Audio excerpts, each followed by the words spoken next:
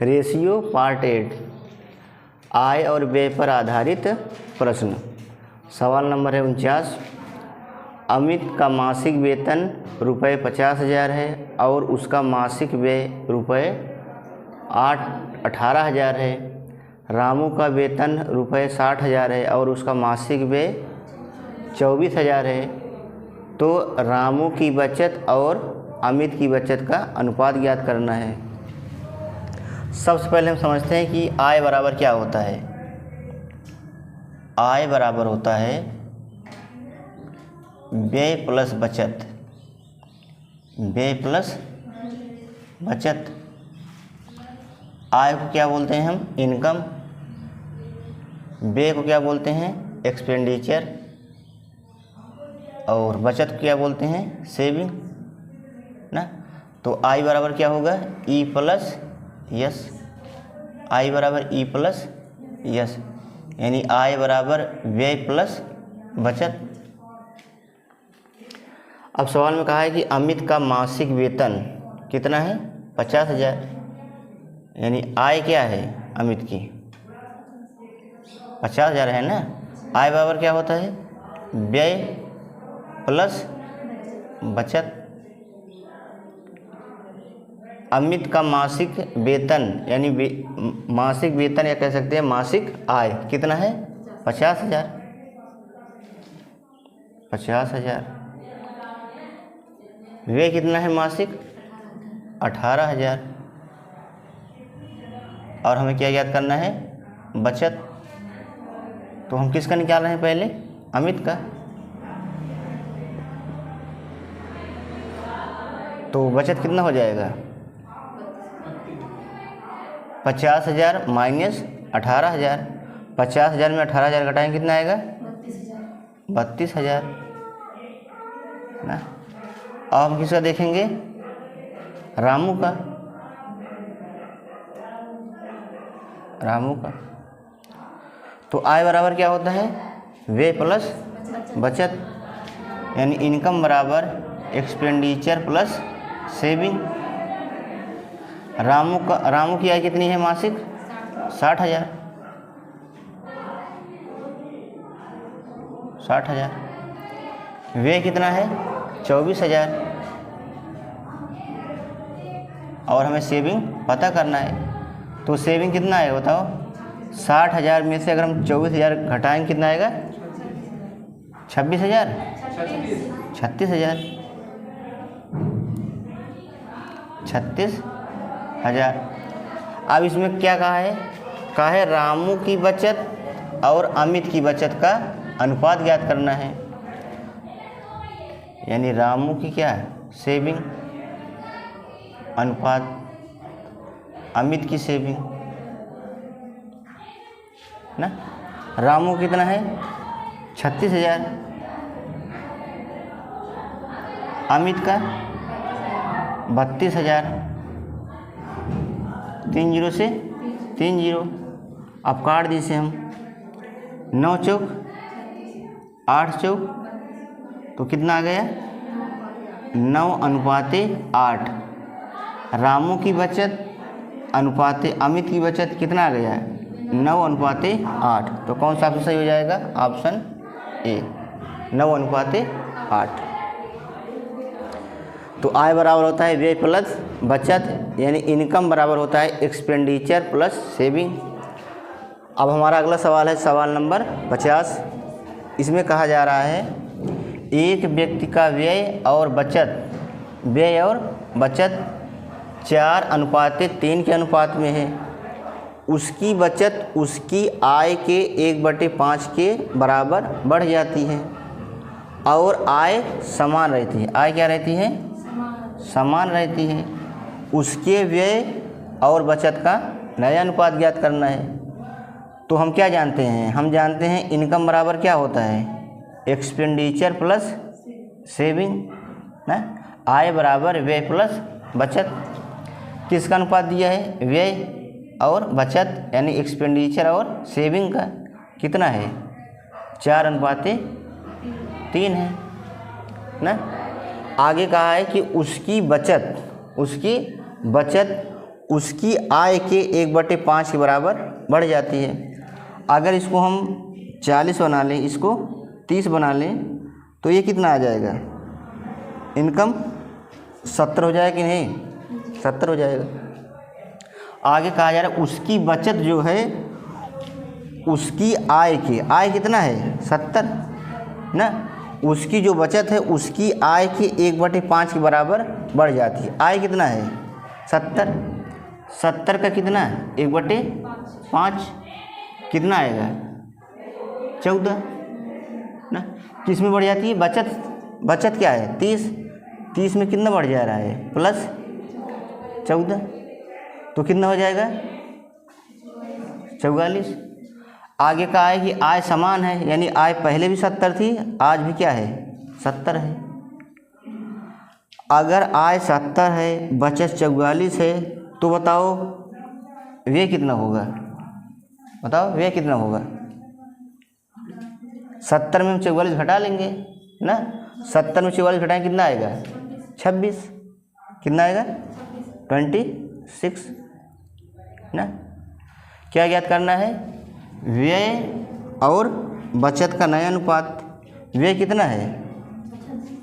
26 और बचत कितना है? 44। इसको हम काट लेंगे। 13 दूनी 26 और 22 दूनी 44 ना। यानी एक्सपेंडिचर और सेविंग का नया अनुपात क्या हो जाएगा? 13:22। 13:22। तो हमारा कौन सा ऑप्शन सही हो जाएगा? ऑप्शन सी, 13:22 ना। इसमें कहा जा रहा था कि एक व्यक्ति का व्यय और बचत किस अनुपात में है? 4:3 के अनुपात में है। तो हम जानते हैं इनकम बराबर क्या होता है? एक्सपेंडिचर प्लस सेविंग, यानी आय बराबर होता है व्यय प्लस बचत। दिया था 4:3 के अनुपात में, हमने 4:3 के अनुपात में ना मान के हमने 40:30 के अनुपात में मान लिया ना। अगर व्यय 40 है, सेविंग 30 है, तो इनकम कितनी होगी? 70 ना। आगे कहा जा रहा है कि उसकी बचत जो है उसकी आय के 1/5 के बराबर बढ़ जाती है ना। आय कितना था उसका? 70। 70 का 1/5 कितना होगा? 14। 14 बढ़ जा रहा है, किसका? किस में बढ़ जा रहा है? बचत में। पहले 30 था, अब कितना हो गया?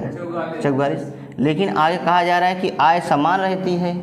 आय समान रहती है मतलब पहले भी 70 थी, आज भी 70 है ना। 70 है कि नहीं? इसका मतलब अगर आय 70 है, सेविंग कितना हो गई?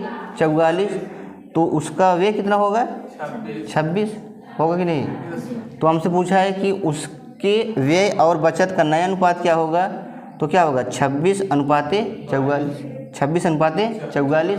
फिर इसको हमने सरल कर लिया, किन में आ गया? 13:22। तो जो नया अनुपात होगा व्यय और बचत का वह होगा 13:22 में। कौन सा ऑप्शन? Option C.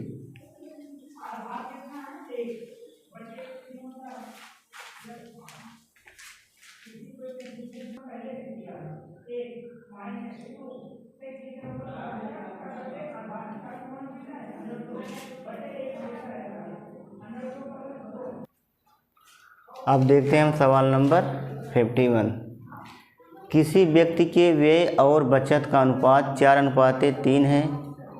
उसका व्यय उसकी प्रारंभिक बचत का 1/4 बढ़ जाता है और उसकी आय 300 रुपये बढ़ जाती है।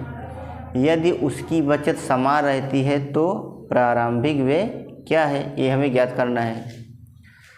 हम जानते हैं, क्या जानते हैं? इनकम बराबर होता है एक्सपेंडिचर प्लस सेविंग ना। यानी आय बराबर होता है व्यय प्लस बचत। व्यय प्लस बचत। इसमें क्या दिया है? व्यय और बचत का अनुपात। व्यय और बचत का अनुपात कितना दिया है? 4:3 दिया है ना। इसको हम क्या मान लेते हैं? 40 और 30। अगर 40 व्यय है, 30 बचत है, तो इनकम कितना होगा? 70 ना। आगे कहा है उसका व्यय उसकी प्रारंभिक बचत का 1/4। बचत कितना है? प्रारंभिक बचत का 1/4। बचत कितना है? 30। 30 का 1/4 बताओ कितना होगा? 30 का 1/4 कितना होगा? काटो। 4 से 28, 4 से 28 ना, 28 और कितना 2, 4 पंचे 20, कितना आ गया? 7.5। किस में बढ़ा है? उसके व्यय में। व्यय कितना है? 40। इसमें कितना बढ़ जाएगा? प्लस 7.5, तो कितना हो जाएगा? 47.5 ना। आगे कहा है कि उसकी आय 300 रुपये बढ़ जाती है। 300 रुपये बढ़ जाती है। 300 रुपये क्या होती है? बढ़ जाती है। अगर 300 रुपये बढ़ जाएगी तो कितना होगा? इसको मगर x मान लेते हैं ना, x कर लें, x और x, तो कितना होगा? इतना x होगा ना। कितना बढ़ जा रहा है? 300 रुपये। किस में? आय में। अगर 300 बढ़ेगा तो कितना होगा? 300 प्लस 70x ना, या कह सकते हैं 70x प्लस 300। 70x प्लस कितना? 300 बराबर। आगे कह रहा है कि यदि उसकी बचत समान रहती। बचत कितना है? 30 ही है। कितना है? 30x ना। आगे क्या पूछा है? तो प्रारंभिक व्यय कितना था? चलो इसको हल कर लेते हैं। अब बताओ, अगर आय कितना है? 70x प्लस 300, व्यय कितना है? 47.5x, और बचत कितना है? 30x। अगर इस तीनों को ऐड करेंगे हम, 70x प्लस 300 बराबर, इसको जोड़ो कितना होगा? 77 ना, 77.5x ना। इसको हम पक्षांतर कर लेते हैं। 70x माइनस 77.5x बराबर 300। माइनस में होगा 300 ना। जब इसको घटाएंगे कितना आ जाएगा? 7.5x ना, माइनस में आएगा। और माइनस कितना? 300। माइनस माइनस कैंसिल, यही तो होगा ना। तो x बराबर कितना होगा? 300 ना। 300 बटे कितना? 7.5। 1 दशमलव हटाएंगे तो 1 जीरो ऊपर बढ़ जाएगा। कितनी बार जाएगा? 4 बार में, 400 बार ना। अरे 75 चौका कितना? 300। 3000 है तो कितने और हो जाएगा? 400। x का मान कितना आ गया? 400। हमसे क्या सवाल पूछा है? उसकी प्रारंभिक व्यय कितना है? 40x। प्रारंभिक व्यय कितना है? 40x, यही तो है। तो 40x मतलब 40x का मान कितना आया है? 400। कितना आया है? 400 आया है। 40 होगा ना, 40 बार में जाएगा। तो 40 गुणे 40 कितना आ जाएगा? 1600 ना। यहाँ देखिए 7.5x वाला कितना होगा? 300। तो x वाला कितना होगा? 300 बटे 7.5, दशमलव हटाएंगे तो जीरो बढ़ेगा। 75 चौका 300, 1 जीरो बचा है, 40 आएगा ना। तो x का मान कितना आया? 40 आया। तो प्रारंभिक व्यय कितना है? 40x। 40 गुणे x का मान कितना है? 40। तो 40 गुणे 40 कितना आएगा? 1600। यानी उसका प्रारंभिक व्यय कितना था? 1600। तो ऑप्शन नंबर ये वाला सही है। अब अगला सवाल है हमारा, सवाल नंबर 52। राम और श्याम की वार्षिक आय 3:5 के अनुपात में है और वार्षिक व्यय 1:3 के अनुपात में है ना। यदि उनमें से प्रत्येक व्यक्ति वर्ष के अंत में कितना कमाता है, 1000 रुपये की बचत करता है, तो श्याम की वार्षिक आय कितनी है? 10,000। प्रत्येक व्यक्ति वर्ष के अंत में कितना बचत करता है? 10,000 की। तो श्याम की वार्षिक आय कितनी है? तो बताओ आय बराबर क्या होता है? आय बराबर होता है व्यय प्लस बचत, व्यय प्लस बचत। राम और श्याम की वार्षिक आय कितनी है? 3:5 के अनुपात में। इसको हम कर लेते हैं 3x और 5x। तो राम कितना हो जाएगा? 3x ना, 3x। क्या 3x? आय ना, आय। और उसके बाद बचत कितना कर रहा है? 10,000। तो अगर हम 10,000 घटाएंगे तो क्या आ जाएगा? वे आ जाएगा ना। अरे आय माइनस बचत बराबर क्या आएगा? वे। 3x क्या है? आय है किसकी? राम की ना, बटे श्याम कितना है? 5x। ये भी कितना बचत कर रहा है? 10,000। तो अनुपात कितना हो जा रहा है? 1:3 के अनुपात में। यही तो है ना। अब गुणा कराएंगे हम। 3 दिए 9x माइनस 30,000 ना, 30,000 बराबर 5x माइनस 1,000। 1,000 नहीं 10,000। कितना? 10,000। अब इसको इधर लेंगे, कितना आएगा? 9x में घटाएंगे 5x, कितना आएगा? 4x। अब यहाँ माइनस 10,000 है ना, इधर जाएगा प्लस 30,000, कितना होगा? 20,000। कितना होगा? 20,000। 20,000। तो x का मान कितना आएगा? 4×5 = 20। कितना आ गया? 5,000। x का मान कितना आ गया? 5,000। आगे कहा जा रहा है कि श्याम की वार्षिक आय क्या है? श्याम की वार्षिक आय, श्याम की वार्षिक आय कितनी थी? 5x ना। श्याम की वार्षिक आय कितनी है? 5x। x का मान कितना है? 5,000। तो 5 × 5,000 तो कितना होगा? 25,000 ना। तो श्याम की वार्षिक आय कितनी है? 25,000। तो कौन सा ऑप्शन सही हो जाएगा? ऑप्शन ए ना। आय बराबर क्या होता है? आय बराबर होता है व्यय प्लस बचत ना। अगर आय में हम बचत को घटा देंगे तो क्या आ जाएगा? व्यय आ जाएगा। व्यय का अनुपात कितना दिए हैं? 1:3 के अनुपात में ना। आय का अनुपात कितना दिया है? 3:5 के। और कह रहा है कि 10,000 रुपये की बचत करते हैं ना। अगर हम आय में से बचत घटा देंगे तो क्या आ जाएगा? हमारा व्यय आ जाएगा। और दोनों का अनुपात ले लिए। जब अनुपात लिए तो क्या आ गया? श्याम की वार्षिक आय। अगर श्याम की वार्षिक आय 25,000 है तो बताइए राम की वार्षिक आय कितनी होगी? बताओ, राम की वार्षिक आय कितनी होगी?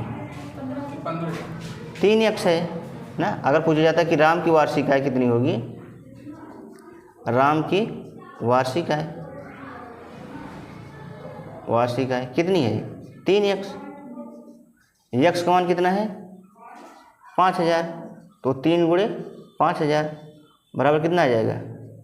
15,000 ना। कितना आ जाएगी? 15,000।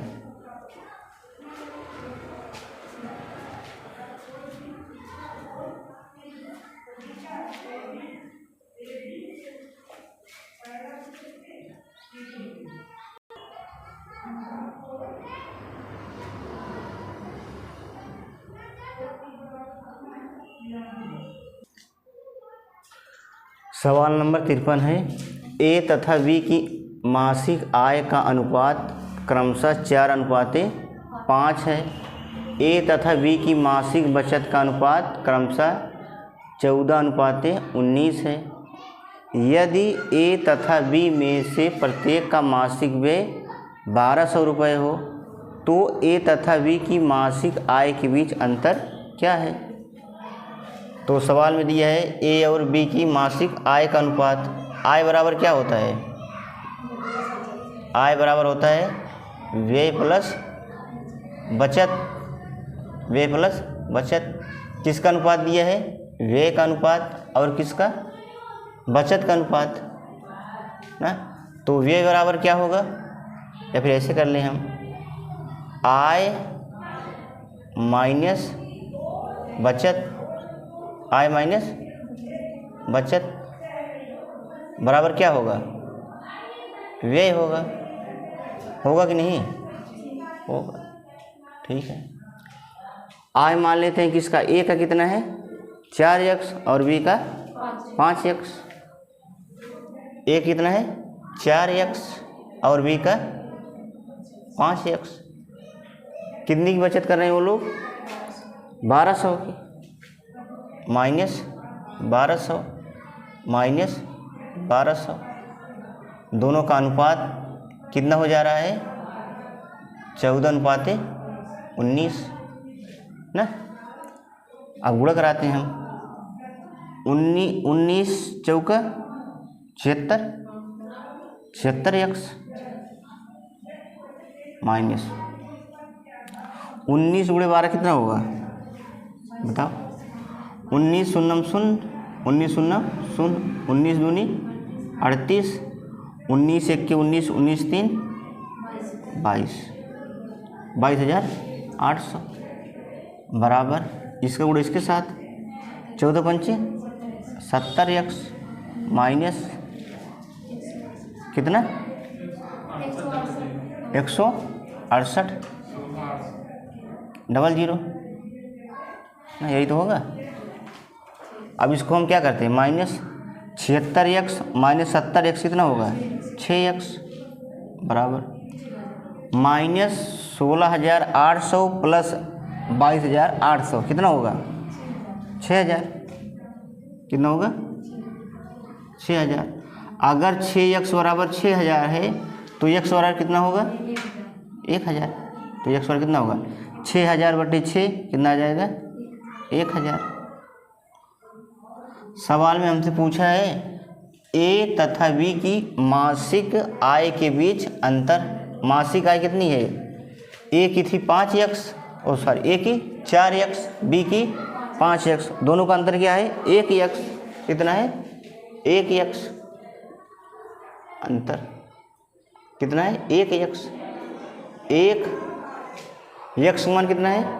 1,000। तो 1 गुणे 1,000 कितना होगा? 1,000। ये कहाँ से आया? 4। सवाल नंबर है 54। सुमित तथा सुरेश की वार्षिक आय क्रमशः 12,000 तथा 15,000 रुपये है। यदि दोनों 5,000 रुपये की बचत करते हैं तो उनके व्यय का अनुपात ज्ञात कीजिए। आय बराबर क्या होता है? आय बराबर व्यय प्लस बचत ना। तो क्या क्या दिया है? आय दिया है और क्या दिया है? बचत दिया है। आय माइनस बचत क्या हो जाएगा? व्यय हो जाएगा। यानी आय माइनस बचत तो क्या आ जाएगा? व्यय। तो पहले हम किसका व्यय निकाल लेते हैं? सुमित का। तो सुमित की आय कितनी है? 12,000। बचत कितनी है? 5,000। तो 12,000 माइनस 5,000 कितना होगा? 7,000 ना। सुरेश का हम व्यय निकालेंगे तो कितना आएगा? सुरेश की आय कितनी है? 15,000। 15,000 माइनस बचत कितना है? 5,000। 15,000 माइनस 5,000 कितना होगा? 10,000 ना। तो दोनों का क्या लेना है? अनुपात ना। अनुपात किसका? व्यय का। सुमित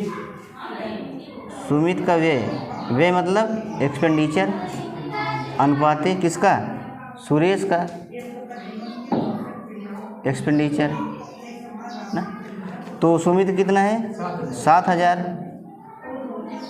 और सुरेश का 10,000, 30 से 30, तो कितना आ गया 7:10 ना। यानी सुमित और सुरेश के व्यय का अनुपात कितना आ गया 7:10। तो कौन सा ऑप्शन ए राइट।